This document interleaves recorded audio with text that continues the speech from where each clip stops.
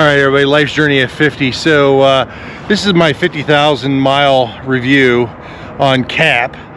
She's a 21 GSA and she has been absolutely fantastic.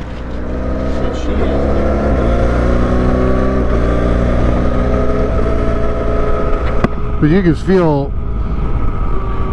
the acceleration's just it's pretty solid. Like I said, you're not gonna get Ducati KTM, you know, ripping your hair right out of here, but it's good. You got enough to pass, you got enough to get on the highways, you got enough to you know, make anything happen. Maybe some of the wind buffeting. I mean, I've got the Puig windscreen on top, but I don't have the windshield either at full mass, so but that little bit does help. So windscreen maybe could be a little bit bigger, but I'm a big guy sitting on this thing, so but trust me, this whole thing down here, the body and all that stuff on a GSA blocks all the wind down low. I mean, it's just a comfortable bike to ride. Especially I'm riding knobbies, right? I got the Motas on. When I put my OEM tires on, I run Dunlop Trail Max Missions, and man, you talk about night and day going from those to the Trail Max Missions. You can run those babies all day long and have no issues whatsoever. Good acceleration still, even after 50,000 miles, no lag, no nothing. I mean, it's just still smooth as it was the day I got her. Right into the corners here.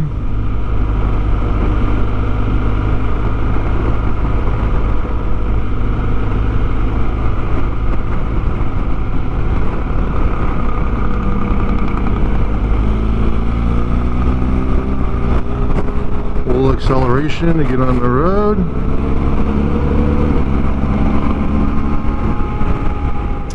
I've gone through a key fob in the first 6 months.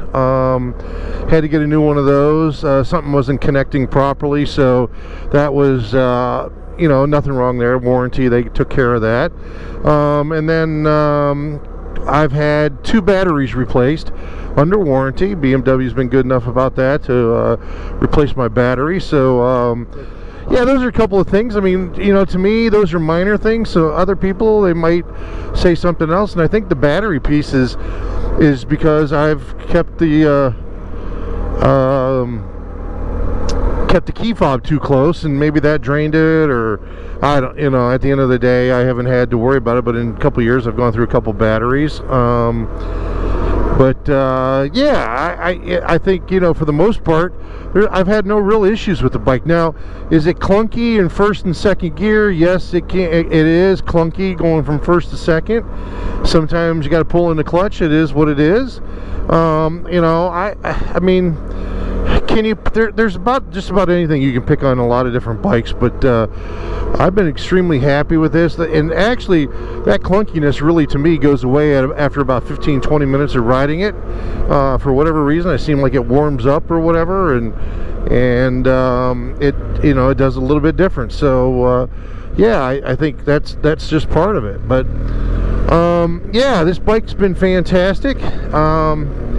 Handles, I mean, great for a big old 600-pound bike, and you know, 580, 600 pounds. Let's just call it 600 pounds. But yeah, I mean, it's comfortable, it's decked out, it's got everything it needs. You know, again, it's hard to beat this. I've ridden a lot of other bikes. You guys have probably seen that just on my channel over the last couple of years. And I always just come back to this bike. It's just very hard to beat overall. Today you're very happy. There's a reason why there's so many GSs sold. And it's a reason why it always has a target on its back about being a best adventure bike. You know, for me, I would say that, you know, does the GS do any one thing extremely well? I might say comfort level, ergonomics, when competing against the KTMs, Ducatis, Africa Twins of the world, that type of thing. But the flip side of that is yeah, it might not do the best off-road, you know, it might not do this, might not have that, blah blah blah, but it does well in every single category. Because you can always fault a bike for a lot of different things. But with the GS, I would say it's probably first, second, or third, and sometimes very little in third place on anything. It's usually second place in a lot of things, and especially the low-end torque that you get on this bike. I mean, it just pulls like a tractor, and that is what everybody talks about. It's just like a tractor. So, and she has taken some beatings, as I've stated, as you guys will hear in my commentary. But she's looking good. She's had a little bit of a changeover. I've added that, taking the other graphics off. But yeah, she's been an outstanding bike, and I really just can't complain. I mean, again, got the new graphics on there. Obviously, you guys can see all the stuff that happened when I was on the highway. I talked about that earlier this year as I laid it down. So, but yeah, she has been a workhorse, to say the least, and I really can't complain. She has done a great job of surviving me. So excellent stuff. So as you can see, I've done actually those 3 BDRs, and then I've also done the BDR-X in Pennsylvania. So yeah, so a little bit like I said, great bike.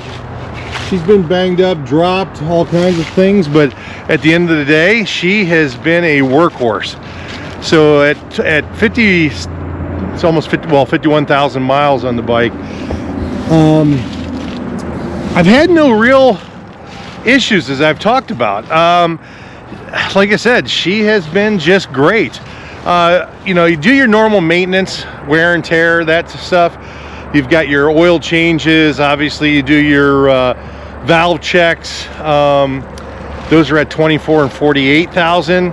I'll give some details on those. But it's not a cheap bike to maintain, folks. So yes, if you want to get into doing your own maintenance and everything like that, but since it's under warranty, I'm fortunate enough to take it into the dealership and have it do its work there, just because if something's wrong, it's under warranty. I actually purchased an extended warranty on this, so unlimited miles for 7 years from the time I purchased it. So that's a big benefit to me as well.